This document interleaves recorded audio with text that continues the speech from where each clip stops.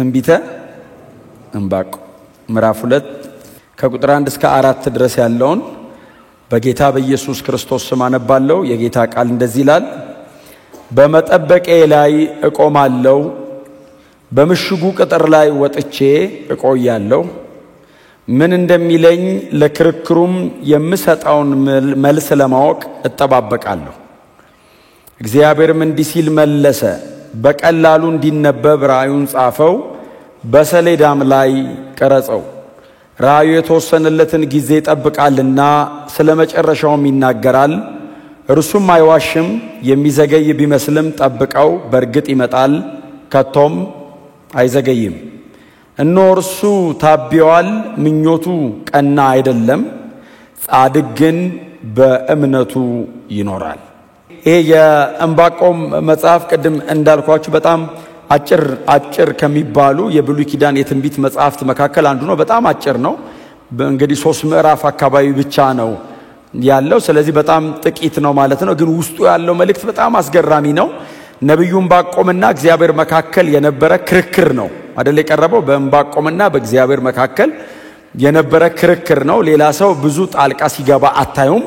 ዕንባቆም ያየው ነገር አለ፣ እግዚአብሔር ደግሞ ለዕንባቆም የሚለው ነገር አለ እና ዕንባቆም በአይኑ የሚያየው ነገር ቀጥሎ እግዚአብሔር ደግሞ የሚናገረው ነገር አልጣጣምልህ ብሎት እዛ መሃል ነው ዕንባቆም ያለው። ይሄ ይታየኛል፣ አንተ ደግሞ ይሄንን ትላለህ፣ አንተ ደግሞ ጻድቅ ነህ፣ እንዴት ይሄንን ታደርጋለህ እያለ ዕንባቆምና እግዚአብሔር መካከል የተደረገ በጣም ከባድ ክርክር ነው። በእውነት ይሄ በጣም የተባረከ ነብይ ነው። በነብዩ ኤርሚያስ ዘመን ያገለገለ ነብይ ነው። በይሁዳ በሚባለው አካባቢ ወይንም ደቡብ እስራኤል አካባቢ ያገለገለ ነብይ ነው እና በነብዩ ኤርሚያስ ዘመን ነው ካልን 640 ዓመተ ዓለም ገደማ ነው የነበረው እንደማለት ነው እና ከልኪሶ ጦርነት ትንሽ ቀደም ብሎ አካባቢ የተነሳ የእግዚአብሔር አገልጋይ ነብይ እንደሆነ በጣም ብዙ ማስተዋል እንችላለን። እና ምዕራፍ 1 ሙሉን የዕንባቆም ማጉረምረም ልበለው ማጉረምረም አይነት ነገር ነው። ከክርክር ይልቅ እሱ ወደ እግዚአብሔር የሚያደርገው ጩኸት ነው ምዕራፍ 1።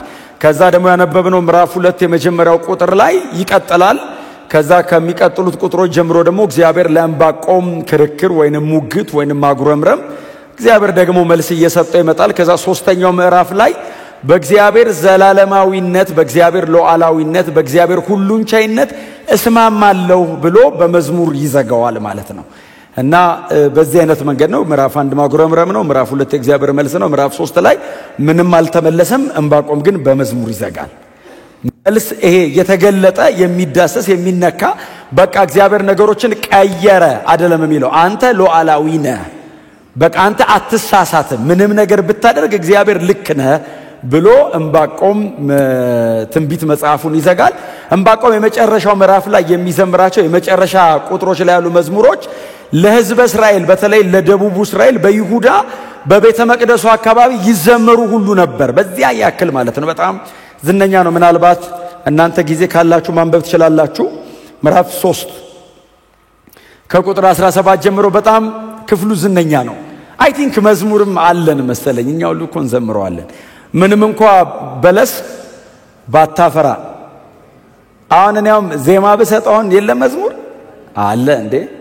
አለ። እኛ ሁሉ ዘምረናል። ዕንባቆም ዘምሮት በዛ ዘመን ተዘምሯል። ከዛ በኋላ ግን ደግሞ ለእስራኤል ሥርዓት ሆኗል። አሁን ደግሞ በዚህ ዘመን ደግሞ ላለኛ ሁሉ ምንም እንኳን በለስ ባታፈራ እኔ በአዲሱ መደበኛ ትርጉም ላንብበው። የበለስ ዛፍ ባያፈራ፣ ከወይን ተክል ፍሬ ባይገኝ፣ የወይራ ዛፍ ፍሬ ባይሰጥ፣ እርሻዎችም ሰብል ባይሰጡ፣ የበጎች ጉሮኖ እንኳን ባዶም ቢቀር፣ ላሞችም በበረት ውስጥ ባይገኙ፣ እኔ ግን በእግዚአብሔር ደስ ይለኛል፣ በመድኃኒቴ አምላክ ሐሴት አደርጋለሁ። ጌታ እግዚአብሔር ኃይሌ ነው፣ እግሮቼን እንደ ዋላ እግሮች ያደርጋል፣ በከፍታዎችም ላይ ያስኬደኛል ብሎ ዘጋ። አሁን ወይን አላፈራም፣ በለስ የለም፣ በጎች በጉሮኖ የሉም፣ ባዶ ነው። አገሩ በሙሉ ባዶ ነው። እስራኤል ተማርካ ወደ ግዞት አገር ሄዳለች። ባቢሎን መጥቶ ጥርግርግ አድርጎ ይዞን ሄዷል እና ነገሮች በሙሉ ምድረ በዳ ናቸው። እኔ ግን በእግዚአብሔር ደስ ይለኛል። ጮክ በሉና እግዚአብሔር ሉዓላዊ ነው በሉ እስቲ። አያችሁ በዚህ ነው በህይወት መኖር ያለብን የኔ ፈቃድ አገልጋይ አይደለም እግዚአብሔር የፈለገውን በእኔ ህይወት የሚያደርግ አምላክ ነው እኔ የምፈልገውን የጸለይኩትን ያቀድኩትን የሚያደርግ የኔ ጉዳይ አስፈጻሚ አይደለም እግዚአብሔር በጠቅላላ የመጽሐፍ ቅዱስ ትምህርት እግዚአብሔር ሉዓላዊ አምላክ ነው አዎ እጄ ልኬ እጁን ጠምዝጄ የምፈልገውን አላስደርግም ፈቃዴን ተጭኖኝ ይሰራል ዕንባቆም የሚለው እሱን ነው ተከራከረኮ ምዕራፍ 1ን በእውነት እኔውን ጊዜ ስለሌለኝ አልናገረውም ምዕራፍ 1ን ብዙ እንጂ ምዕራፍ 1ን እናንተ ብታነቡት አስገራሚ ነውኮ ደሞስ እውነቱን ነው አሁን በዕንባቆም ሳይድ ስትሆኑ እግዚአብሔር መልስ እስኪሰጥ ድረስ ካልጠበቃችሁት እውነቱን ነው ይሁዳ የሚባለውን ደቡቡን እስራኤልን ቤተ መቅደሱ ያለበትን የእግዚአብሔር የቃል ኪዳን ታቦት ያለበትን እግዚአብሔር እመለክበታለሁ የሚለውን መርጫዋለሁ የሚለውን ህዝቡን ባቢሎን የሚባለው ከለዳውያን መተው ማርከው ይዘውት ይሄዳሉ አለ እንዴ ምን ማለትህ ነው እግዚአብሔር ሆይ አለው እጅግ አመፀኛና ክፉ ነፍሰ ገዳይ የሆኑ የሄዱበትን ከተሞች በሙሉ አፈር ክምር የሚያደርጉ ጨካኞችን ህዝቤ ነው ባልከው በእስራኤል ላይ እንዲሰለጥኑና እንዲማርኩ እንዴት ታደርጋለህ ብትቀጣ እዚሁ አትቀጣም ወይ እንዴት አመፀኛ አምጥተህ ትቀጣለህ ህዝብህን አንተ ጻድቅ አይደለህም ወይ ቅዱስ እኮ ነህ አይነ ርኩስ አያይም እንዴት ያንን መርጥ አምጥተህ ትቀጣለህ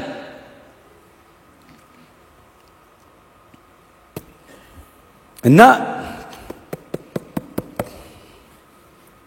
ቁጥር 7 ላይ ምዕራፍ 1 ላይ ፍርዳቸውና ክብራቸው ከራሳቸው ይወጣል ይላል ባቢሎናውያንን አንተን አያማክርህም አለው እቀጣበታለሁ የምትለው ህዝብ አዎ አምጥቼ እማርካቸዋለሁ ወደዛኛው አገር የምትለው ህዝብ አዎ ፍርዳቸው ክብራቸው ከራሳቸው ነው የሚወጣው አያማክሩህም አንተን አይጠይቁህም እንዲህ እናርጎይ አይሉህም ይቀጥላል ቁጥር 11 ጉልበታቸውን አምላካቸው ያደረጉ በደለኞች ናቸው ይላል አንተ አይደለህም የባቢሎናውያን አምላክ ጉልበታቸውን አምላካቸው እና ጉልበታቸውን እንመጣለን ጥርግርግ ነው የምናረጋቸው ነው የሚሉት ማን ሲያስቆመን ታያለ ይሉሃል እግዚአብሔር ሆይ እኛ ብንደክምም አንተን አይደል የምንለው እነዛ ጉልበታቸውን አምላካቸው ያደረጉ አምጥተ እንዴት እንደዚህ ታደርጋለህ ሲሉት እናንተ በኋላ ቤስገቡ ኤርሚያስ 46 ምናን አንብቡት ቤስገቡ መልስ እንዲሆናችሁ ማለት ነው ምክንያቱም በኤርሚያስ ዘመን ነው የተነገረ ትንቢቱ ከዛ ደግሞ በኢሳይያስ በኩል ይመጣና እግዚአብሔር ምን ይላል ሲሉ ባቢሎን አላቸው አገልጋዬ ነው አለ እግዚአብሔር እኔ በባቢሎን ለመገልገል እግዚአብሔር ያህዌ ማለት አይጠበቅበትም እጠቀምበታለሁ አዙሬ አለ ጅራፍ ነው አለና ከዛ እስራኤልን ይመልስና ጅራፉ ሲዞር እሱን ይገርፈዋል አለ ህዝቤን እስራኤልን አው ከመንገድ ስለወጡ ማስተካከያ አደርገውና እቀጣዋለሁ ግን እሱንም ህዝቤን ለምን ነካብኝ ብዬ ደግሞ መልሼ እቀጣዋለሁ እግዚአብሔር ሉዓላዊ ነው የፈለገውን ነው የሚያደርገው እኛ ደግሞ ባሮቹ ነን የወደደውን እንዲያደርግብን እሺ ብለን የተቀመጥነን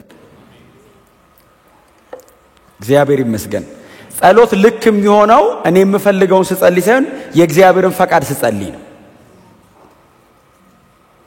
የኔ ፍላጎት ከእግዚአብሔር ፈቃድ ጋር ከተስማማ መልስ አለ የኔ ፍላጎት ከእግዚአብሔር ፈቃድ ጋር ካልተስማማ 50 ዓመት ብጸልይ እድሜ ቢያልቅ አይመለስም ጸሎታችሁ በጣም ቶሎ እንዲመለስ ከእግዚአብሔር ፈቃድ ጋር የተስማማ ጸሎት ጸልዩ እኔ ባሪያ ነኝ አንተ ጌታዬ ነህ ብላችሁ ጀምሩ ስትጸልዩ እግዚአብሔር ሆይ ምን መሰለህ ብላችሁ እንዳትጀምሩ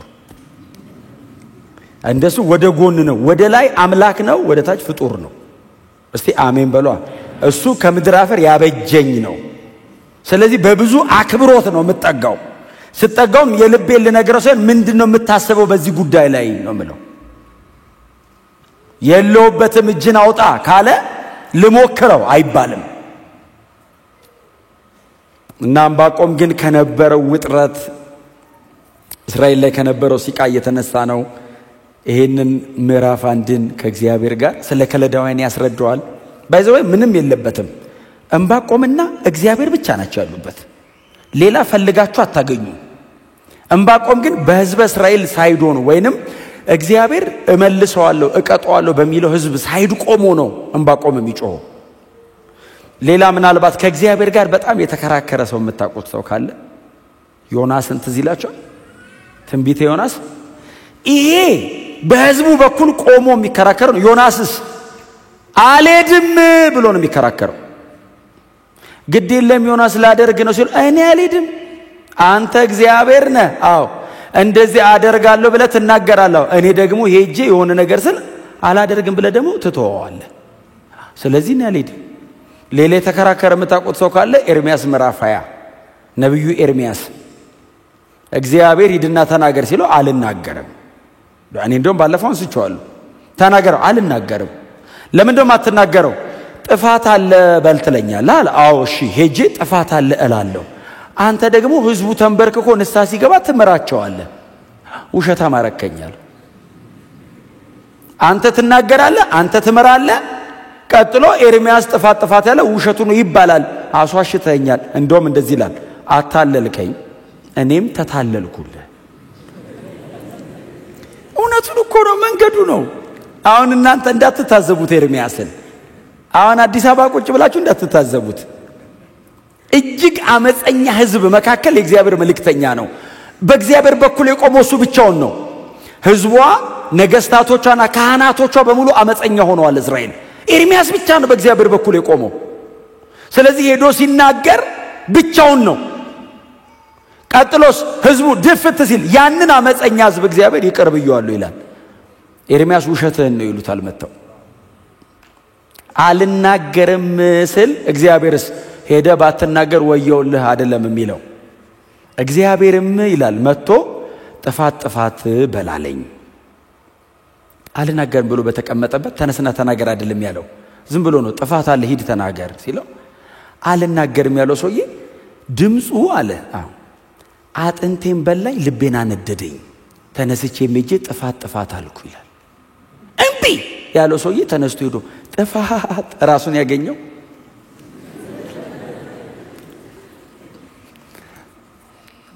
በጣም ስለሚወደን ነው አይደል? አንዳንድ ነገር ተመካክረን እንስራ የሚለን እንጂ እሱ ሉዓላዊ ነው። የፈጠረንም ያዳነንም ለክብሩ ነው። ሲፈጥረን ለክብሩ ነው፣ ሲያድነንም የጸጋው ክብር ይመሰገን ዘንድ ነው። ስለዚህ በዚህ ፕሮግራም ውስጥ ነው እግዚአብሔርን ማምለክም መከተልም ማገልገልም መገልገልም ያለብን። ስሙ የተባረከ ይሁን። ከዛ የምዕራፍ አንዱን ጦርነት በቃ ጋብ ያደርጋል። ዕንባቆም አለ ውስጡ የተቀመጠውን ነገር በሙሉ አወጣና ከዛ ምዕራፍ 2 ላይ መጣ። ያነበብነው ማለት ነው። ምንድነው ብሎ የጀመረው ምዕራፍ 2 ላይ በመጠበቄ እቆማለሁ። ስለ ክርክሬም ነው የሚለው። ምንድነው የሚለው? ስለምን የሚናገረኝን ስለሚናገረኝ መመለሰውን አውቅ ዘንድ በመጠበቄ ላይ ቆማለሁ፣ በምሽጉ ቅጥር ላይ ወጥቼ እቆያለሁ። ምን እንደሚለኝ ለክርክሩም የምሰጠውን መልስ ለማወቅ እጠባበቃለሁ። ዕንባቆም ይሄንን ሁሉ ረጅም ሙግት በእግዚአብሔር ፊት ካደረገ በኋላ እግዚአብሔር ምንም መልስ አልሰጠው። ዝም ነው ያለው። እስከ ምዕራፍ 2 ድረስ እግዚአብሔር ዝም ነው ያለው። የዕንባቆም ጉልበት አለቀ። የሚጮኸውን ነገር በሙሉ ከውስጡ አውጥቶ ሲጨርስ አሁን ከዚህ በኋላ ደግሞ ስለዚህ ጉዳይ እግዚአብሔር የሚለውን ለመስማት በመጠበቂያ ላይ እቆማለሁ። ይሄንን ሁሉ ነገር ብዬ ስፍራ አልለቅም። ይሄንን ሁሉ ነገር ተናግሬ ቦታዬን አልለቅም። እጠብቀዋለሁ። እዚህ ውስጥ ሆኜ ነው የምጠብቀው። ክርክር አለብኝ፣ አዎ። ሙግት አለብኝ፣ አዎ። እግዚአብሔርን አጥብቄ ይዤዋለሁ፣ አዎ። እስኪመለስ ድረስ በመጠበቂያ ላይ እቆማለሁ። ቃሉ የሚያመለክተው በማማ ላይ የሚቆሙ ጉበኞች አሉ፣ የቅጥር ጠባቂዎች ማለት ነው። እና ከየትኛውም ቦታ ወደ ከተማይቱ ለመልካም የሚሆን ለክፉ የሚመጡ ወታደር ሰራዊት መልእክተኛ ከሆነ ከሩቅ ቆመው ያዩና ያዩትን ወደ ህዝቡ ያስተጋባሉ። ልክ እንደዛ ነው ዕንባቆም አጠባበቁ። በጣም ኮንሺየስ ናቸው ሲጠብቁ። በእነሱ ጥቂት ስህተት አገር ሊወድም ይችላል ከኋላ ያለው። እነሱ ምናልባት በጣም ዋችፉል ካልሆኑ በጥንቃቄ ተመልካች ካልሆኑ በዛች በጥቂት ደቂቃ እንቅልፍ፣ በጥቂት ደቂቃ መዘናጋት፣ በጥቂት ደቂቃ የአቴንሽን መስበር ከጀርባቸው ያለ ብዙ ኔሽን ሊሞት ይችላል። ስለዚህ በጥንቃቄ ቆሞ ቅጥር ላይ ሆኖ እንደሚጠብቅ ጉበኛ በመጠበቂያ ላይ እቆማለሁ ይላል። እግዚአብሔር በየትኛው ሰዓት እንደሚመጣ አይታወቅም። በየትኛው ሰዓት መጥቶ እግዚአብሔር መፍትሄ እንደሚያደርግ አይታወቅም። ቆሜ ጠብቀዋለሁ። የምመለከተውን የሚናገረኝን የምሰማውን ነገር በሙሉ ለህዝቡ እናገራለሁ። እያጉረመረሙ ሊሆን ይችላል። ጻድቅ በኃጢአተኛ ሲገፋ እንዴት ዝም ትላለህ? የዕንባቆም ጮት ያው ህዝቡ ውስጥ ያለ ማጉረምረም ስለሆነ ጻድቅ በኃጢአተኛ እየተገፋ ነው። በይሁዳ መካከል ሁሉም ኃጢአተኛና መጸኛ አይደለም። የተወሰኑ ቅሬታዎች አሉት እግዚአብሔር እና እየተጉ እየለመኑ ራሳቸውን እያማጠኑ ምድሪቷ ላይ ካለው አመጽ ጋር ያልተባበሩ ደግሞ ጻድቃን አሉ። እና ከዚህ ሁሉ ጋር አብረው ሲጨፈለቁ እንዴት ዝም ትላለህ ለሚለው ለዚህ ጮህቴ እግዚአብሔር የሚመልስልኝን ለመስማት በመጠበቂያ ላይ ቆማለሁ። በአምባ ላይ ቆሟል። በከፍታ ቦታ ላይ ነው ያለው። ቀጥሎ ደግሞ በጣም ዋችፉል ነው። አልዘናጋም። ጉዳዩ ፐርሰናል አይደለም። የኔና የእግዚአብሔር ብቻ ሳይሆን የይሁዳና የባቢሎንም ጭምር ነው። እንደ ኔሽን የተመረጠ ህዝብ አለ፣ ቅሬታ የተደረገ ህዝብ አለ። አዎ ስለዚህ ህዝብ ጉዳይ ነው እየተከራከርኩ ያለሁት። ነገሩ ሞር አቴንሽን ይፈልጋል። በጣም ጥንቃቄ ይፈልጋል። በጣም ትጋት ይፈልጋል። በጣም ፎከስ ይፈልጋል። ዕንባቆም መጠበቅ ውስጥ ይሄ ሁሉ ነገር አለ።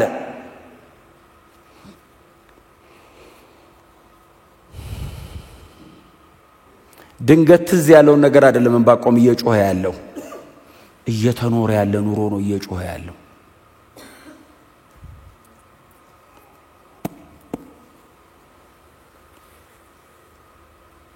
በምሽጉ ላይ ወጥቼ አለና እኔ ያስኩት ትርጉም ላይ እቆያለሁ አለ።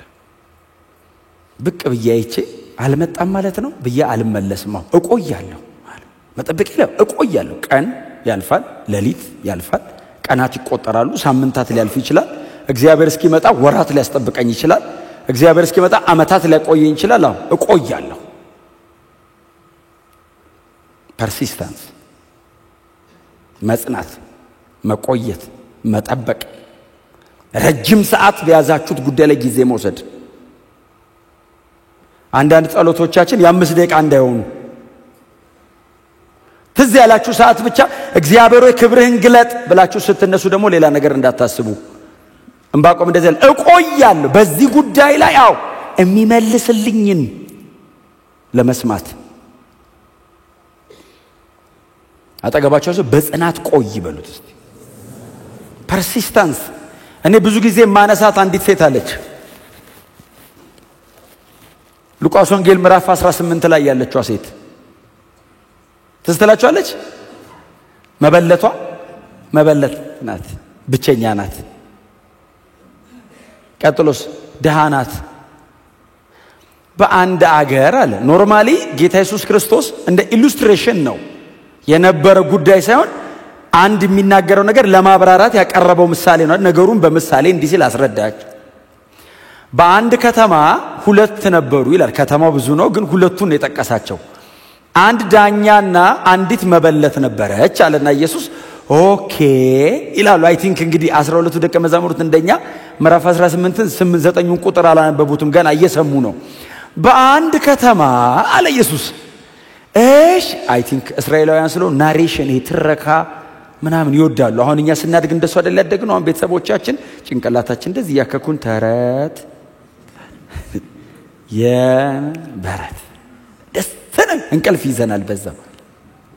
አሁን እስራኤላዊ ልክ እንደኛ ነው ባይዘው የአባቶቹ ታሪክ ዝም ብሎ ይተረከለት እና ኢየሱስ በአንዲት ከተማ አንድ ዳኛና አንዲት መበለት ነበሩ ሲል እሺ በጣም ኢንተረስቲንግ ነው። ስለምን ሊያወራ ነው? ዳኛው አለ እሺ ሲሉት እግዚአብሔርን አይፈራም ሰውን አያፍርም አለ።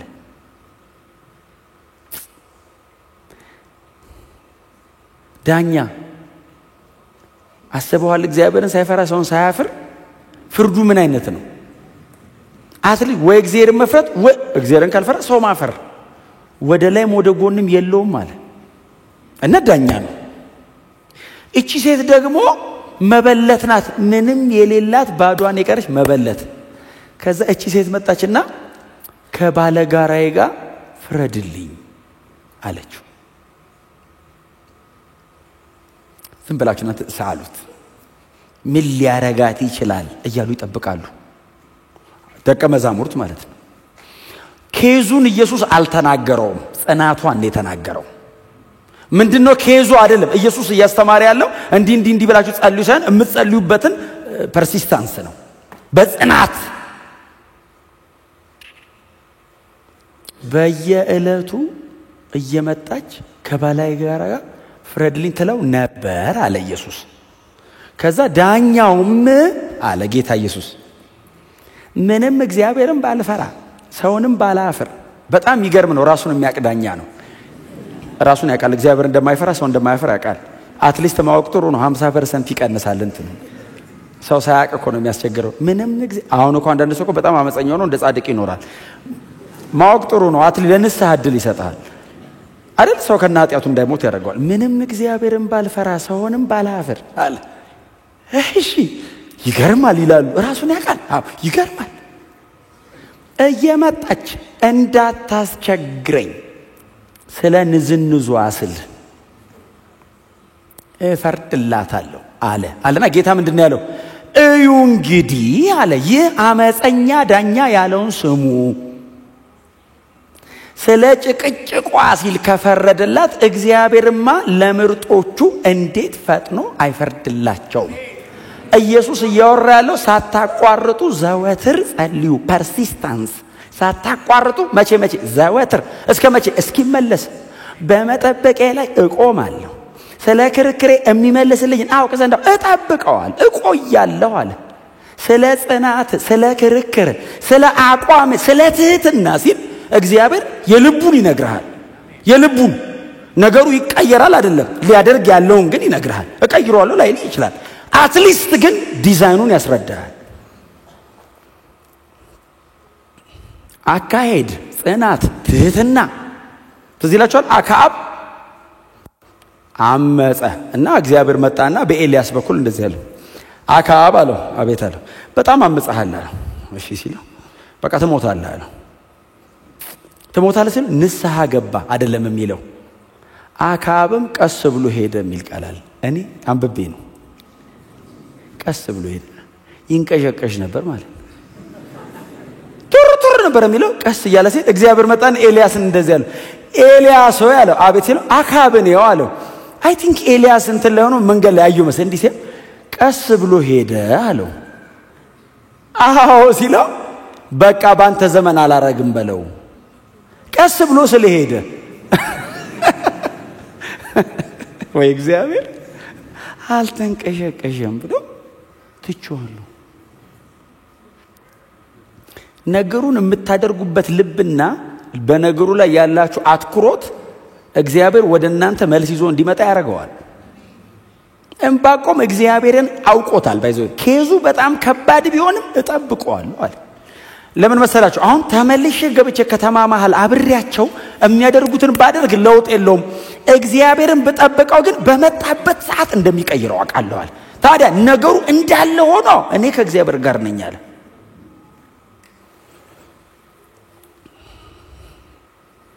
እቆያለሁ መጠበቂያ ላይ ቆሚያ ቶሎ አልመለስ እቆያለሁ። ሌላ የምታነቡት ክፍል ልስጣችሁ። መዝሙር 40 በቅንፍ 40 ቁጥር 1 ምን እንደሚለው ቆይቼ የሚል ቃል አንብባችኋል። ቆይቼ እግዚአብሔርን ደጅ ጠናሁት። ቆይ እርሱም ዘንበላል የሚለው በኋላ ቁጥር 1 በቁጥር 1 እና በቁጥር 2 መካከል እኮ አመታት ሊኖሩ እኮ ይችላል። ለምን መቆየት? ቆይቼ እግዚአብሔርን ደጅ ጠናሁት። ቤት ውስጥ አይደለም፣ ቸርች አይደለም፣ ቅድስተ ቅዱሳን ውስጥ አይደለም፣ ደጅ ነው። ደጅ ውጪ ፀሐይ ምናምን ይፈራረቅበታል። ቆይቼ ደጅ አስጠናኝ እግዚአብሔር አለ።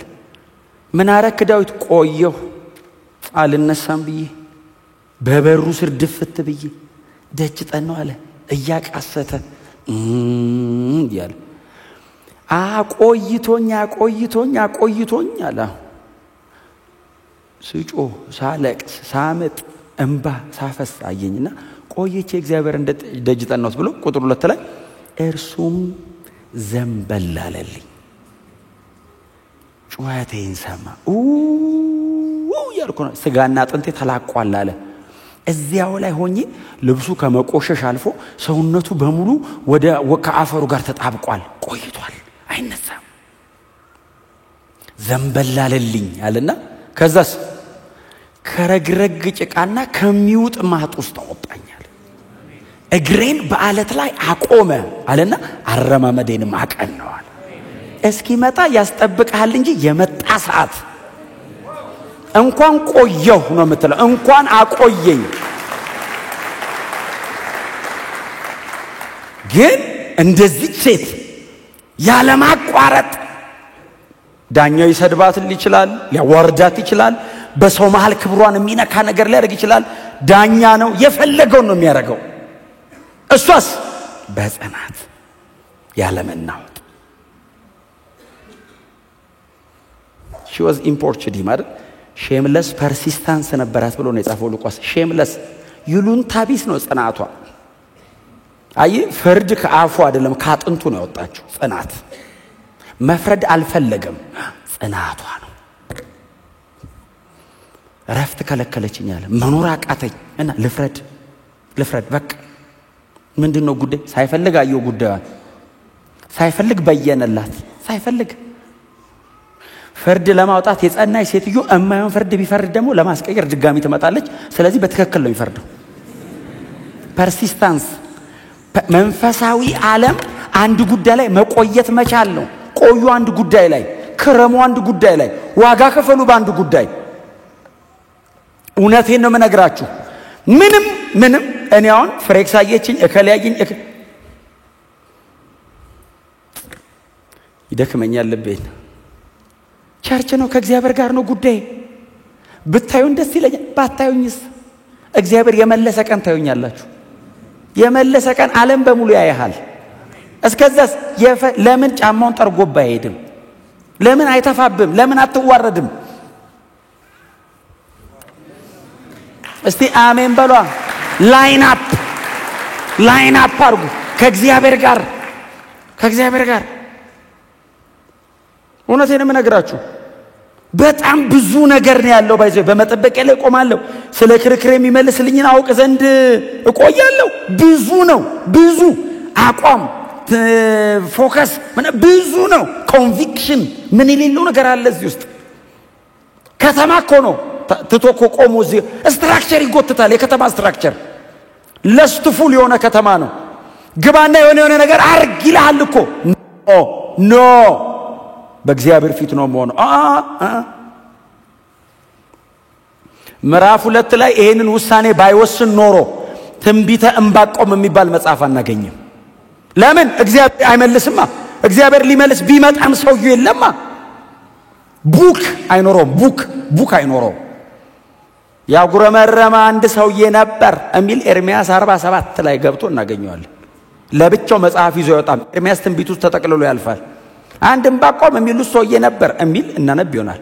እንደዚህ አይነት ግን የኛን ልብ ጎትቶ የሚያሳርፍ ክርክር የሌለበት ሰው የለም። እርግጠኛ ነኝ በዚህ ዘመን የመጨረሻው ዘመን ነው። ጻድቅ እየተገፋ ኃጢአተኛ የሚበረታበት ዘመን ነው። ምንም ጥርጥር የለውም። ከእግዚአብሔር ጋር መወገን እንደ አመጽ ሊቆጠር ይችላል።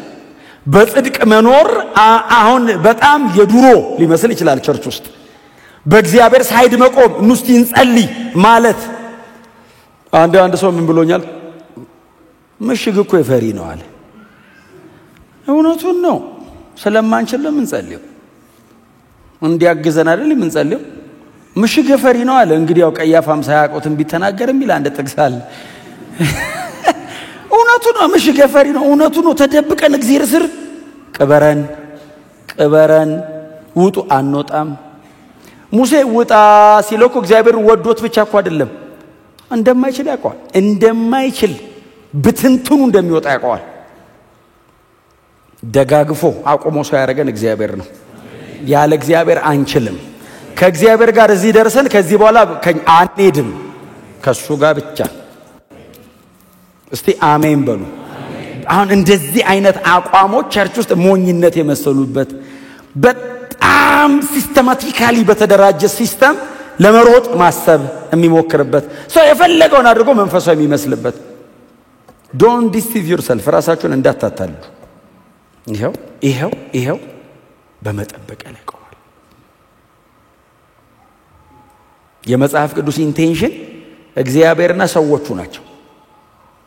ለምን ታሪክ የተሻገሩት ሁለቱ ናቸው። ታሪክ የተሻገረ ሌላ ሰው የለም አብሯቸው። ይሄው እነዚህ ናቸው የተሻገሩት እግዚአብሔርና ዕንባቆም። ሂስትሪ ሜክ እግዚአብሔር ታሪክ ሰራ ከዕንባቆም ጋር የሚጻፍ ታሪክ እንጂ ምናልባት ሊሉት የሚችሉትን ነገር ዝም ብላችሁ ብታስቡት ዕንባቆምን በጣም ብዙ ነገር ሊሉት ይችላል። በጣም ብዙ ነገር ዕንባቆምን ሊሉት ይችላል። እሺ ቀጥሎ ምንድነው የሚለው? ስለ ክርክር አይደል የሚመልስልኝ ምን እንደሚለኝ ለክርክሩም የምሰጠውን መልስ ለማወቅ። በጣም ነው የሚገርማችሁ። ዝም ብዬ አይደለም የምጠብቀው ይላል። ዝም ብለው ነው የምቆመው። አንተ ፀሐዩ፣ ነፋሱ፣ ጎርፉ፣ ውርጩ፣ ይሄ ሁሉ የሰው ንግግር፣ ይሄ ሁሉ ነገር ሲወርድብ ዝም ብለው ነው የቆምከው አይደለም። ዝም ብዬ አይደለም የቆምኩት።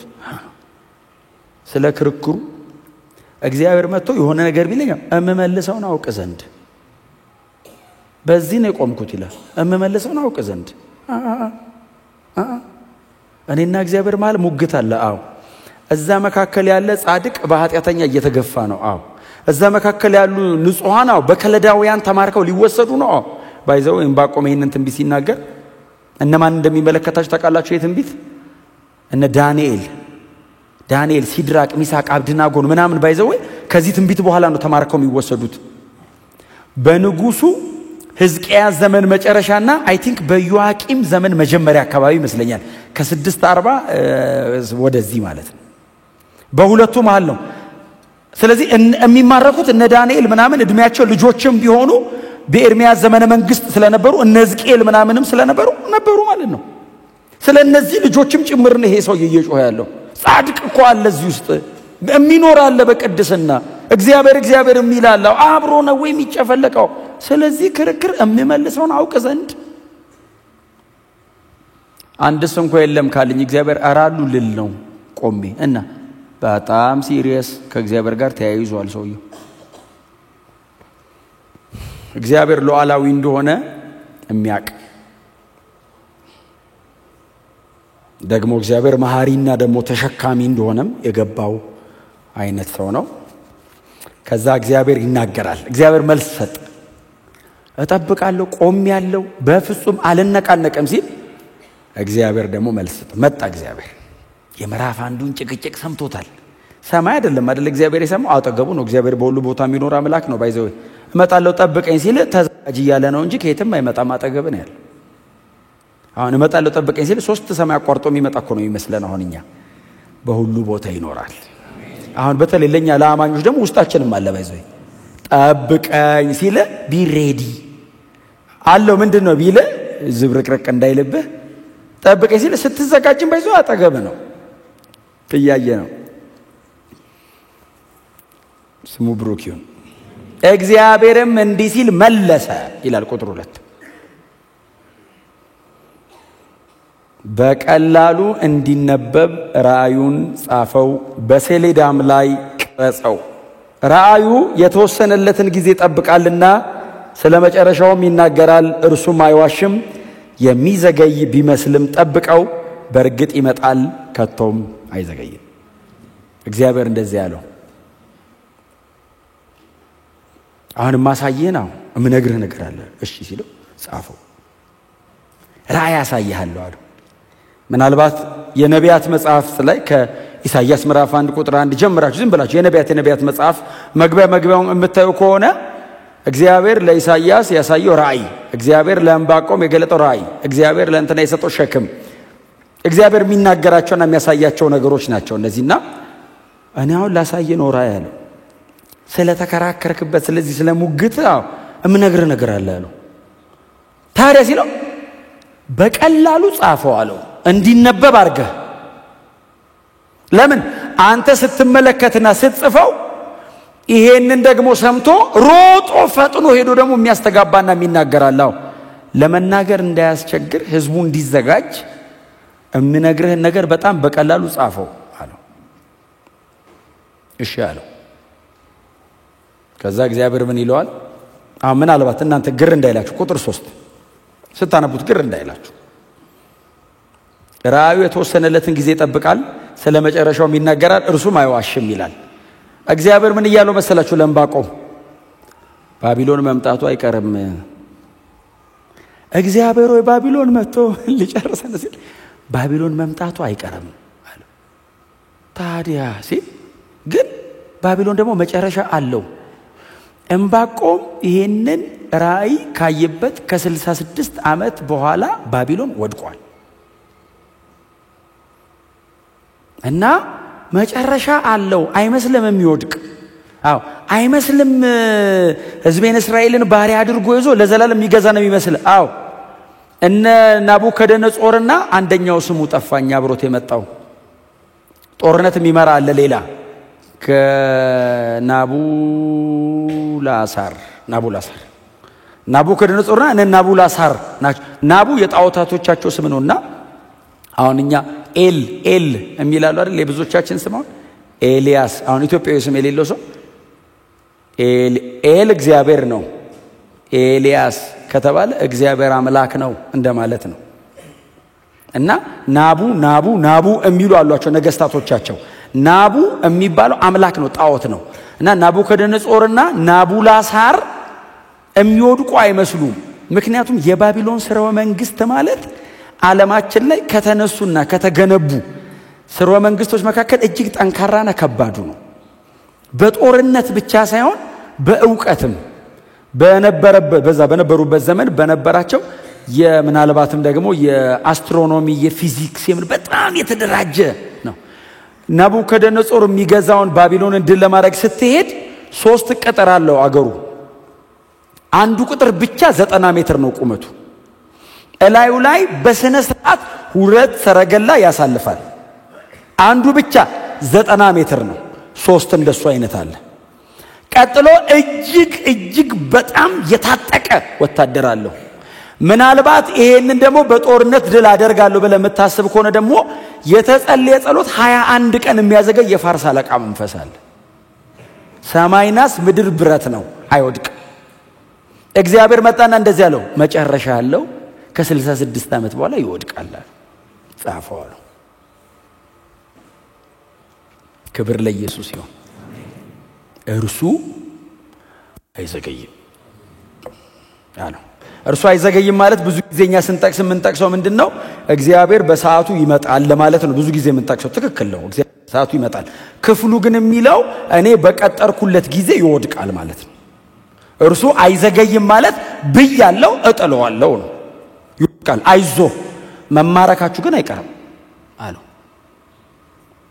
መማረካችሁ አይቀርም። ሄዳችሁ ትማረካላችሁ።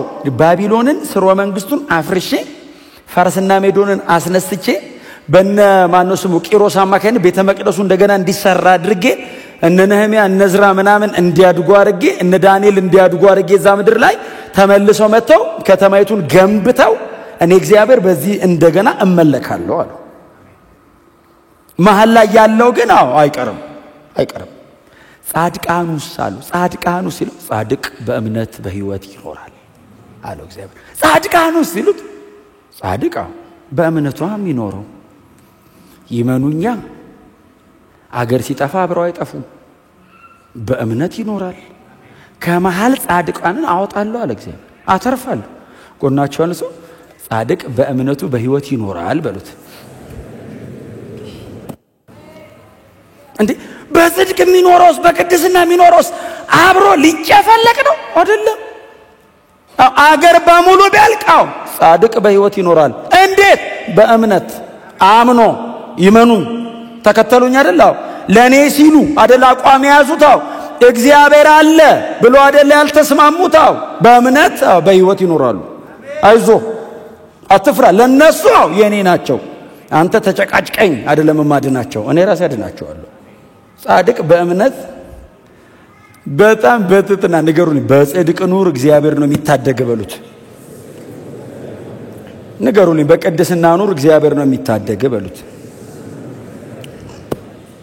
ጻድቅ ከኔ ጋር የወገነ በኔ በኩል የቆመ እሱ በእምነቱ በሕይወት ይኖራል። ክብር ለእግዚአብሔር ለአምላካችን። ይህችን ቃል ብቻ ትንሽ ልንገራችሁና ልጨርስ። ይሄ ቃል አዲስ ኪዳን ላይ ተሻግሮ የመጣ ጥቅስ ነው። ይሄንን ቃል ምን መጀመሪያ ጊዜ ይሄን ቃል ያነበብነው ዕንባቆም ላይ ነው። በዚህ ዕንባቆም ምዕራፍ 2 ቁጥር 4 ላይ ነው። አንድ የመጽሐፍ ቅዱስ ክፍል እስቲ ላስነብባችሁ። ሮሜ 1:17 ጻድቅ በእምነት ይኖራል ተብሎ እንደተጻፈ ብሎ ጳውሎስ ከዕንባቆም መጽሐፍ ወሰደ። ተብሎ እንደተጻፈ ያለው ዕንባቆም የጻፈው ነው። ጻድቅ በእምነት ይኖራል ተብሎ እንደተጻፈ አለ ወንድማችን ሐዋርያው ቅዱስ ጳውሎስ። የቃሉ ባለቤት እግዚአብሔር ነው፣ ጸሐፊው ዕንባቆም ነው። እንደገና እንደ ሪፈረንስ የተጠቀመው አንዱ ጳውሎስ። ተናጋሪ እግዚአብሔር ነው። ዕንባቆም የገባው አይደለም፣ እግዚአብሔር የተናገረው ነው። ጻድቅ በእምነት ነው የሚኖረው አለው ሲለው ዕንባቆም ጻድቅ በእምነቱ ይኖራል አለ።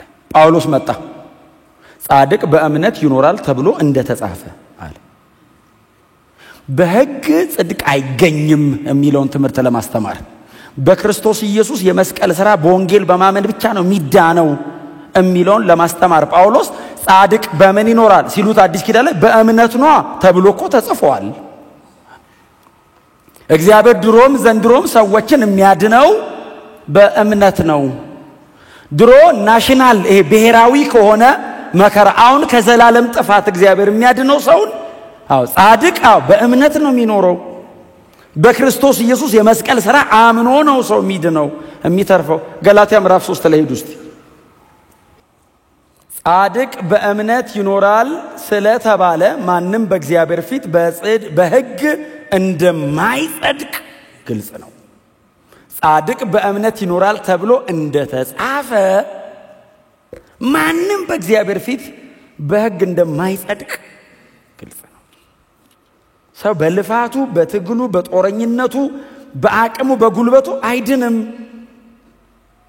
የኔ በሚለው አይቻልም። ጻድቅ በእምነት ነው የሚኖረው ተብሎ እንደተጻፈ ማንም በእግዚአብሔር ፊት በክርስቶስ ኢየሱስ በኩል ካልሆነ በቀር ብቁ ነው ተብሎ ሊድን አይችልም።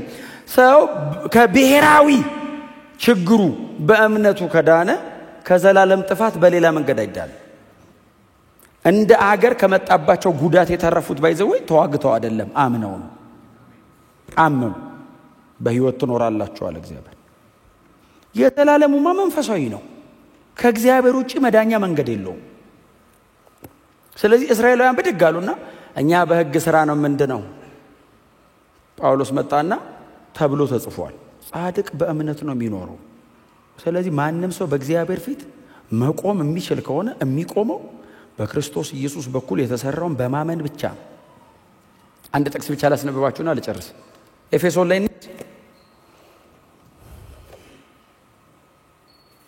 እዛው ጋር አንድ መጽሐፍ ነው ሻገር የምትሉት ኤፌሶን 2 ላይ